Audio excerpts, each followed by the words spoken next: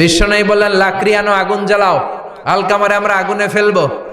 লাকড়ি আনা হলো, দাউ দাউ দাউ দাউ করে আগুন জ্বালানো হলো। সব সাহাবীরা ধরাধরি করে আলকামারে আগুনে ফেলবে। ইন দ্য মিন টাইম আলকামার মা এসে বিশ্বনবীর পা ধরে বলে, ও নবী, আমার কলিজার টুকরারে আগুনে ফেলবেন না। বিশ্বনবী বললেন, লাউ কাতা'তা জিলদাক, তোমার চামড়াগুলো কেটে কেটে রোদে শুকিয়ে যদি মায়ের দুইটা পায়ের জুতা বানায় দাও, এক ঢোক দুধ যে খেয়েছো সেটার সৌদ আদায় হবে না, ঠিক কি না? মায়ের এক ধারে দুধের দাম, কাটিয়া গায়ের চাম, পাপস বানাইলেও ঋণের শোধ হবে না, এমন দরদি ভাবে কেউ হবে না আমার মাগো, ঠিক কিনা? 10 মাস 10 দিন কষ্ট দিলাম। ইসলামিক জ্ঞান জীবন গড়ুন কোরআন সুন্নাহর আলোকে এবং চ্যানেলটি সাবস্ক্রাইব করুন। আল্লাহ বললেন, খবরদার, 3 কারণে মায়ের মর্যাদা বেশি। আবার বিশ্বনবীও বললেন, বাবার চেয়ে মায়ের মর্যাদা বেশি। এক হাদিসে বললেন 3 গুণ, আর এক হাদিসে বললেন 4 গুণ। সাহাবী বললেন, কার সাথে ভালো আচরণ করব? বিশ্বনবী বললেন, উম্মুক, তোমার মায়ের সাথে। তারপরেও বললেন মায়ের সাথে, তারপরেও মায়ের সাথে, তারপরে মায়ের সাথে, পঞ্চমবারে বললেন তোমার পিতার সাথে। 4 বার মায়ের কথা বললেন। কয়বার? আরো জোরে বলেন। এজন্য আল্লাহ ডেকে বলে, গোলাম, খবরদার, মায়ের সাথে ভালো আচরণ করবা। কারণ হামালাথু উম্মুহু, বাবা তোমারে পেটে ধরে নাই, পেটে ধরেছে কে? ওয়াহানান আলা ওয়াহান, বোঝার পরের বোঝা, জ্বালার পরের জ্বালা, যন্ত্রণার পরের যন্ত্রণা বাবা সহ্য করে নাই, করেছে কে? ফিসালুহু ফি আমাইন, 2 বছর বাবা দুধ খাওয়ায় নাই, দুধ খাওয়ালো কে? কয় লিটার দুধ আপনি সাবার করছেন মায়ের বুকের, কোনো হিসাব আছে?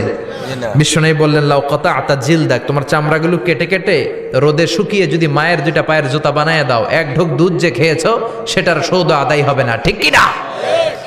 মায়ের এক ধারে দুধের দাম, কাটিয়া গায়ের চাম, পাপস বানাইলেও ঋণের শোধ হবে না, এমন দরদি ভাবে কেউ হবে না আমার মাগো, ঠিক কি না? 10 মাস 10 দিন কষ্ট দিলাম। একটা মা তার বাচ্চাকে জমিনে আনতে যে, জমিনের আলো দেখাতে যে কত কষ্ট করে, শোনেন। চিকিৎসা বিজ্ঞানীরা বলে, সুস্থ মানুষ 45 ইউনিট ব্যথা সহ্য করতে পারে, এর বেশি পারে না। কত ইউনিট? 45 ইউনিট। এর বেশি যদি ব্যথা পায় কেউ, হয় মরে যাবে, নয় বেহুশ। আমার আর আপনার মা আমাকে আর আপনাকে জন্ম দিতে যে 57 ইউনিট ব্যথা সহ্য করেছিল ডেলিভারির দিন। 57 ইউনিট, 57 ইউনিট প্লাস, তার চেয়েও বেশি। যেটা কোনো অ্যাক্সিডেন্টে আপনার দেহের 20টা হাড্ডি একসাথে ভেঙে গেলে যত ব্যথা, এর চেয়েও বেশি ব্যথা। সুবহানাল্লাহ কইতে পারলেন না? এজন্য আল্লাহ বললেন, খবরদার, মা বাবার সাথে খারাপ আচরণ করো না। মা বাবার সাথে খারাপ আচরণ করলে যত বড় আল্লাহর ওলি হও, কাজ হবে না। বিশ্বনবীর এক সাহাবী নাম হলো আলকামা। কি নাম? মৃত্যুর আগে দিয়ে আলকামার মুখ দিয়ে কালেমা বেরোয় না। সবাই মিলে আলকামারে বলে, ও আলকামা, কালেমা কালেমা পড়ো। আলকামার সামনে সবাই পড়ে লা ইলাহা ইল্লাল্লাহ, কিন্তু আলকামার মুখ দিয়ে বের হয় না। 3 দিন বিছানায় পড়া। কয়দিন?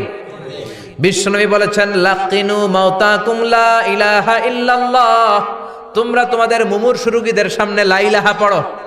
দাদা মরে যায়, চাচা মরে যায়, মুমূর্ষু বিছানায় পড়া, কাছে কানের সামনে যে পড়তে আরম্ভ করবেন, লা ইলাহা ইল্লাল্লাহ, লা ইলাহা ইল্লাল্লাহু মুহাম্মাদুর রাসূলুল্লাহ। শুধু কালেমা যে পড়বেন, লা ইলাহা ইল্লাল্লাহ পড়বেন, আবার জোর করবেন না, চাচা পড়েন পড়েন, চাচা কালেমা পড়েন, কালেমা পড়েন, আপনি মরে যেতেছেন, পড়েন, এগুলো বলবেন না। কারণ এরকম জোরাজোরি করলে এমনি তার রুহু বের হইতেছে, তার তো জান খারাপ। সে যদি রাগের মাথায় কয় না পড়ুন না, তাহলে ঝামেলা আছে না নাই? শুধু কানের সামনে যে মোলায়েম কণ্ঠে পড়তে আরম্ভ করবেন, লা ইলাহা ইল্লাল্লাহ, লা ইলাহা ইল্লাল্লাহ, তাতেই সে বুঝে যাবে, ঠিক কিনা? বিশ্বনবীর সাহাবা আলকামার মুখ দিয়ে কালেমা বেরোয় না। সুহাইবকে পাঠালেন, বেলালকে পাঠালেন, 2 জন যে আলকামার কানের সামনে কালেমা পড়ে, কিন্তু কালেমা বেরোয় না। বিশ্বনবী আলকামার বউরে ডেকে পাঠালেন, ও আলকামার বউ, আলকামা কেমন ছিল? আলকামার বিবি বলে, খুব নামাজি ছিল নবী, জিকির করতো, তাহাজ্জুদ মিস হতো না। আলকামার বাবা মা 2 জনের কেউ বেঁচে আছে নাকি? আছে, মা আছে। আলকামার মারে ডাকো। বিশ্বনবী আলকামার মারে বললেন, ও আলকামার মা, তোমার বেটা আলকামা কেমন ছিল? আলকামার মা বলে, ভালো ছিল, নামাজ পড়তো নি পড়তো, রোজা রাখতো নি রাখতো, তোমার সাথে কেমন আচরণ করতো? এই কথা জিজ্ঞেস করার পরে আলকামার মা কান্না শুরু করে দিয়েছে। ডেকে বলে, ও নবী, আমার কথা শুনতো না, বউ পাগলা ছিল, নামাজ রোজা ঠিকই ছিল, কিন্তু আমার কথার গুরুত্ব দিত না, অনেক কষ্ট দিছে আমারে, আজ আমার মনে ব্যথা। বিশ্বনবী বলল, তোমার নিজের ছেলে কি আর করবা, মাফ করে দাও। আলকামার মা বলে, না, মাফ করব না। কি বলে? ভেজাল আছে না নাই? বিশ্বনবী বললেন, লাকড়ি আনো, আগুন জ্বালাও, আলকামারে আমরা আগুনে ফেলবো। লাকড়ি আনা হলো, দাও দাও দাও দাও করে আগুন জ্বালানো হলো। সব সাহাবীরা ধরাধরি করে আলকামারে আগুনে ফেলবে। ইন দ্য মিন টাইম আলকামার মা এসে বিশ্বনবীর পা ধরে বলে, ও নবী, আমার কলিজার টুকরারে আগুনে ফেলবেন না, আমার নারছেরা ধন আলকামা, 10 মাস 10 দিন আমি পেটে ধরেছি, আগুনে ফেলবেন না। বিশ্বনবী বললেন, তাহলে মাফ করছো কিনা বলো। চোখের পানি ছেড়ে দিয়ে বলে, নবী যান, আলকামার ব্যাপারে আমার মনে আর কোনো দুঃখ নাই, আমার ছেলেটারে তারপরেও আপনি আগুনে ফেলবেন না, আমি আমার আলকামারে মাফ করে দিলাম।